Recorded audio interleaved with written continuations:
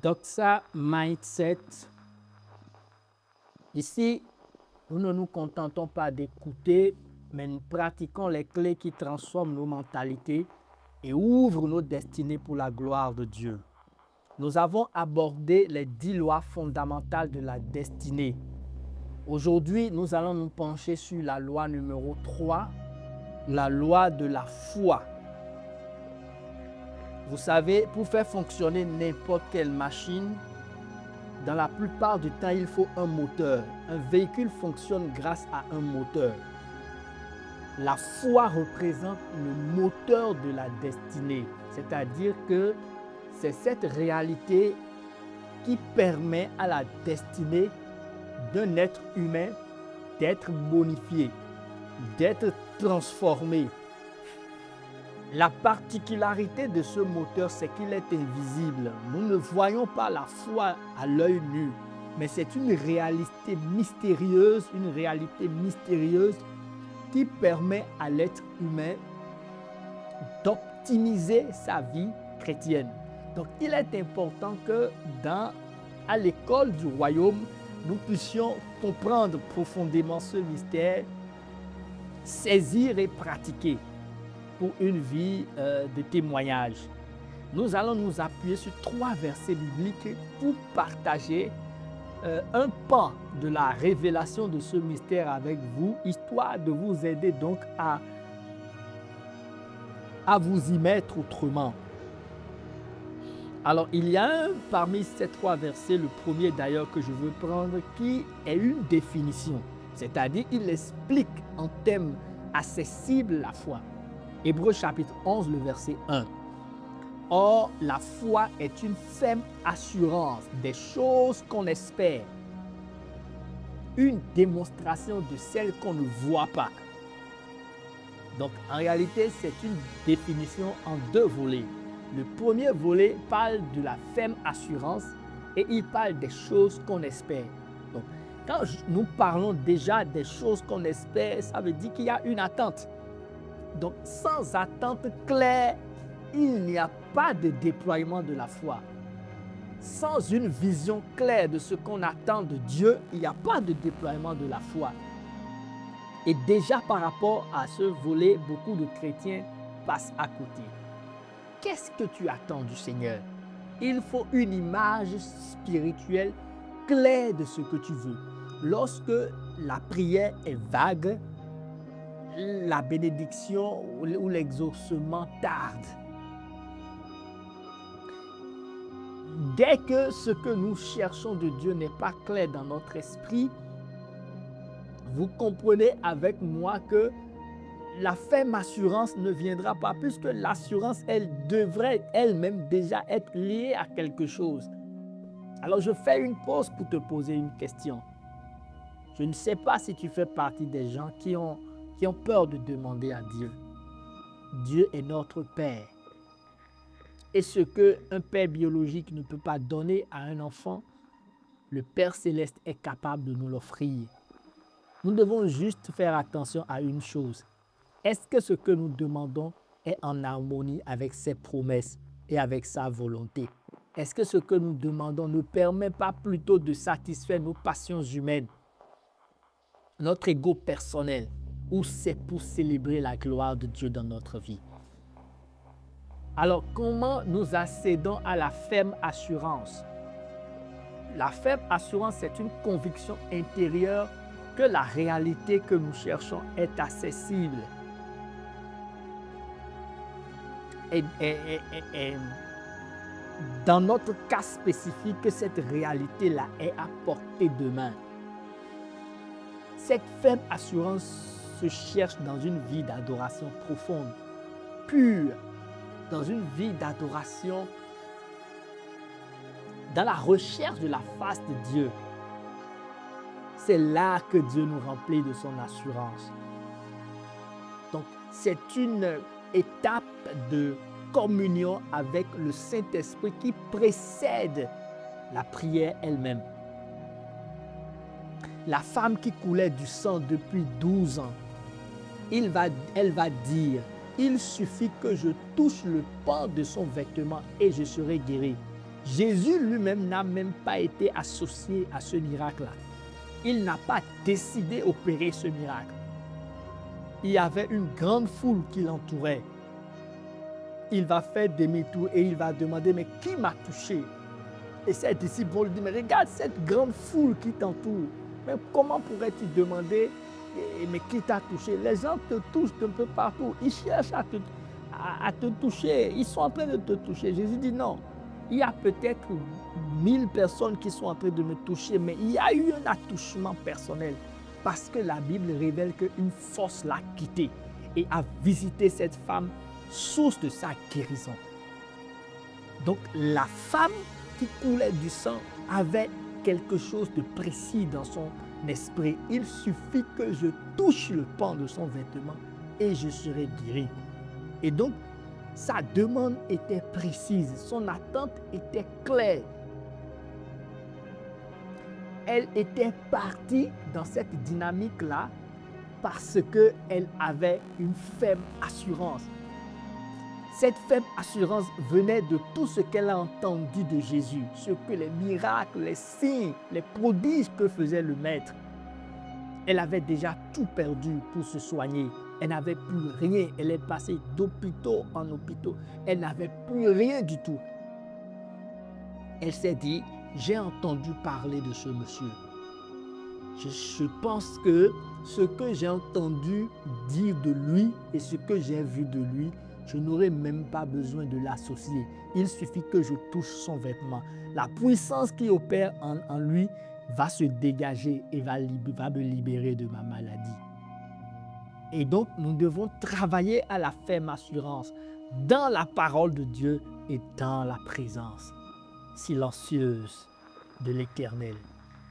Et la femme qui coulait du sang a pratiqué la deuxième partie de la définition, une démonstration de celle qu'on ne voit pas.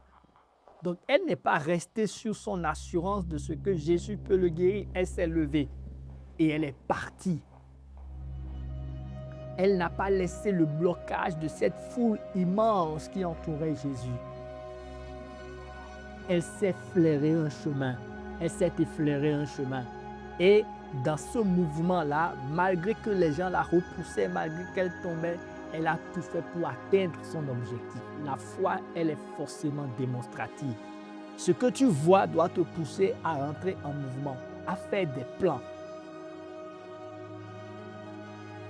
à démontrer que la main puissante de Dieu est en train de faire venir dans ta vie ce que l'œil nu ne peut pas voir aujourd'hui. La démonstration donc est un mélange d'actions qui prouvent que quelque chose est en train de venir dans notre vie. Donc la femme qui attend un enfant, qui attend de tomber enceinte, doit pouvoir avoir des comportements de mère, des comportements de femme enceinte, doit pouvoir préparer l'accouchement de son enfant, doit pouvoir se mettre dans les dispositions d'une femme qui est déjà enceinte. Comment cela se passe dans la vie d'une femme qui est déjà enceinte? Quel est le quotidien de cette femme? Comment elle mange? Comment elle marche? Comment elle s'habille? Comment elle se comporte? À tous les niveaux, elle doit pouvoir démontrer qu'elle est déjà enceinte. Marc chapitre 11, le verset 24. Tout ce que vous demanderez en priant, croyez que vous l'avez reçu et vous le verrez s'accomplir. Alors, ce passage nous révèle de façon claire et simple que la foi précède toujours la manifestation. Si quelque chose se manifeste dans la vie d'un croyant, c'est que de manière consciente ou inconsciente, cette manifestation a été précédée de la foi. Oui, la foi peut être inconsciente. Une conviction forte que le Père, de manière inconditionnelle, de manière incontestable, c'est pour moi. Et donc, tu exprimes sans le savoir cette conviction intérieure qui pousse la chose vers toi. Il ne s'agira même pas de prier, d'être en train de faire les choses comme si cette réalité est déjà dans ta vie et elle viendra. Mais il faut forcément que cette réalité que nous appelons la foi précède forcément la manifestation des choses que nous attendons. Nous allons passer au dernier verset, Romains chapitre 4, versets 20 et 21. Il ne douta point. Le cancer de la foi, c'est le doute. Mais fortifié par la foi, il donna gloire à Dieu, pleinement persuadé que ce qu'il promet, il peut aussi l'accomplir. L'Éternel fait toujours ce qu'il promet. Ça peut tarder, ça peut prendre du temps, mais l'Éternel accomplit toujours ce qu'il promet. Rappelons-nous de la vie d'Abraham. Lorsqu'il a commencé par faiblir dans la foi, Dieu s'est rendu compte que ce qui lui manquait, c'était la visualisation. Et il lui a dit, sors et regarde regarde le ciel. Que vois-tu? Il dit, je vois des myriades d'étoiles. Peux-tu les compter? Abraham dit, je ne peux les compter. Et il va lui dire, ta descendance sera plus grande que ces étoiles-là. Pour attacher, pour réveiller la foi d'Abraham, la foi a besoin de voir quelque chose que nous attendons du Seigneur de façon claire et précise. Mais elle n'a pas besoin de doute. Elle a besoin d'être débarrassée de toute forme de doute. Quelle est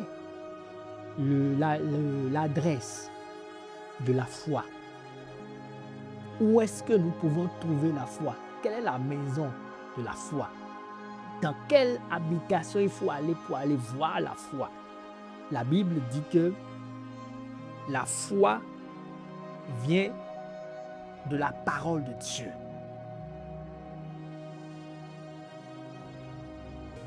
La foi vient de ce que l'on entend et ce que l'on entend vient de la parole de Dieu. Et donc, ça veut dire que l'habitation de la foi, le refuge de la foi, c'est la parole de Dieu. Je ne sais pas quel si on doit peser aujourd'hui dans le pèse-poids divin, le poids de ta foi. Je ne sais pas combien de kilomètres ça va peser. Mais je peux t'assurer que ce volume de ta foi va s'amplifier et s'agrandir toutes les fois que tu développes une vie de communion constante avec la parole, une relation profonde avec les évangiles, une vie de méditation régulière et quotidienne de la parole de Dieu. Ta foi va s'amplifier, ta foi va prendre du volume, ta foi va grossir, ta foi va s'intensifier. Alors, nous allons prier quelques minutes ensemble. Je déclare que ma foi est vivante et active. Je refuse de vivre dans le doute et l'incertitude. Ma foi donne forme à ma destinée. Je crois ce que Dieu dit sur ma vie. Je ne suis pas guidé par ce que mes yeux physiques voient. Ma foi transforme l'impossible en possibilité dans mon quotidien. Je crois avant de voir la manifestation. Je suis fermement attaché aux promesses de Dieu dans ma vie. Ces promesses se trouvent dans sa parole. Voilà pourquoi je la médite jour et nuit, afin d'y observer tout ce qui y est écrit. Je ne recule pas face aux obstacles de la vie. Ma foi est plus forte que les circonstances que je traverse. Je refuse la peur dans ma vie. Je refuse la négativité, le pessimisme. Je refuse le découragement spirituel. Je refuse les paroles contraires à la foi.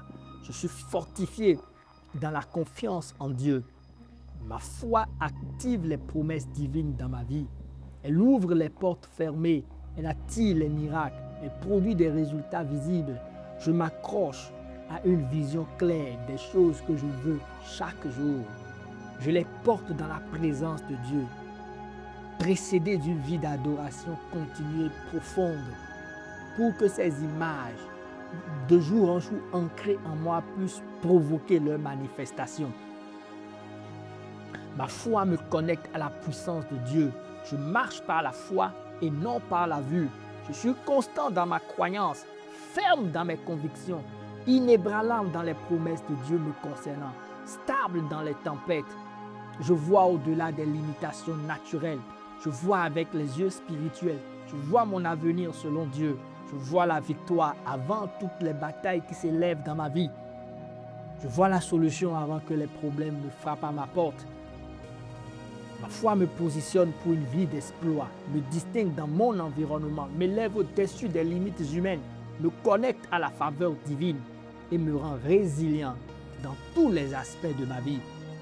Je suis convaincu que Dieu est fidèle et qu'il agit dans ma vie. Je suis convaincu que Dieu accomplit ses promesses dans mon existence, que rien n'est impossible à celui qui a créé le ciel et la terre. Je suis convaincu que ma destinée s'accomplit pas à pas. Doxa Mindset pour allumer le feu divin en toi afin que sa gloire se manifeste dans ta vie maintenant et à jamais. Quelle est celle-ci qui s'avance comme l'aurore, belle comme la lune, éclatante comme le soleil, terrible comme une armée rangée en bataille?